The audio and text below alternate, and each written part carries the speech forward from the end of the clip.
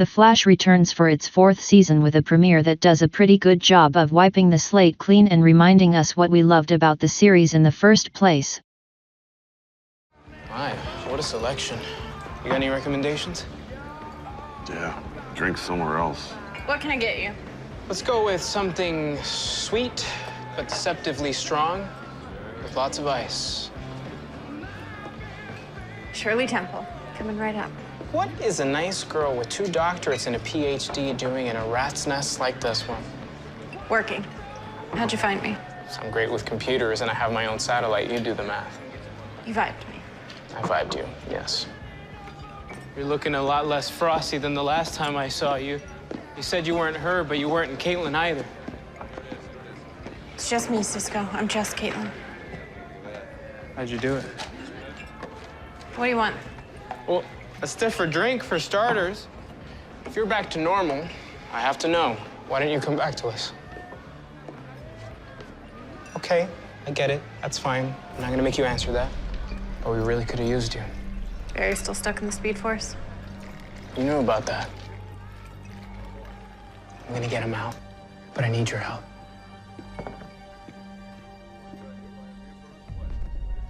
Everything okay? Everything's fine.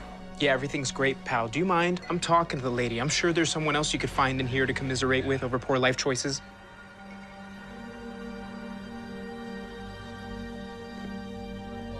Thank you. Look, I figured out how to save Barry, but I can't do it without you.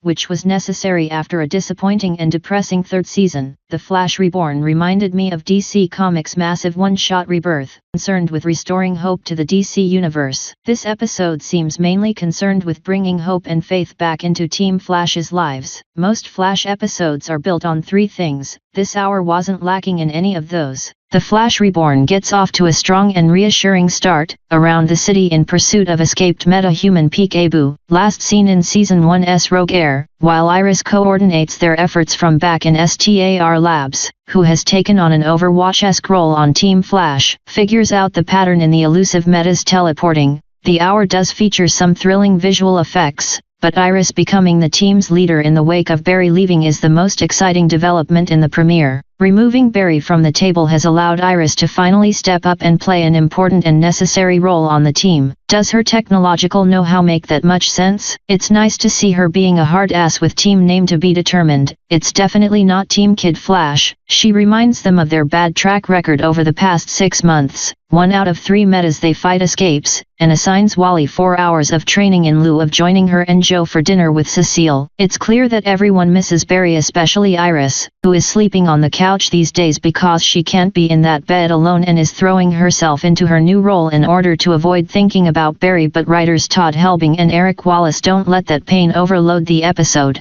There's another punchline coming around the corner. Cecile teasing Joe about his enormous record collection is a nice counterbalance to Joe having a serious talk with Iris about how she's not dealing with Barry's departure. Iris doesn't have much time to brood because an explosion ripples through Central City. As she heads to STAR Labs, and Joe head out to the scene and come face to face with a futuristic samurai who wants one thing. Central City has 24 hours to deliver the real Flash or he'll destroy the city with his earthquake-causing sword. Why is Cisco surprised by the damage this samurai can do with a sword? He's seen how vicious the Green Arrow is with a bow and arrow. Cisco has spent the last 6 months working on a way to free Barry from the Speed Force without unleashing another storm, and he thinks he can solve that problem in the next 24 hours. This is news to Iris and the rest of the team. Iris flips out because he's been working on a secret project, and orders him to focus his attention on defeating the samurai because they aren't sure this will even work. It's obvious that she doesn't want to let herself hope there's a chance they can get him back because it'll hurt too much if they fail.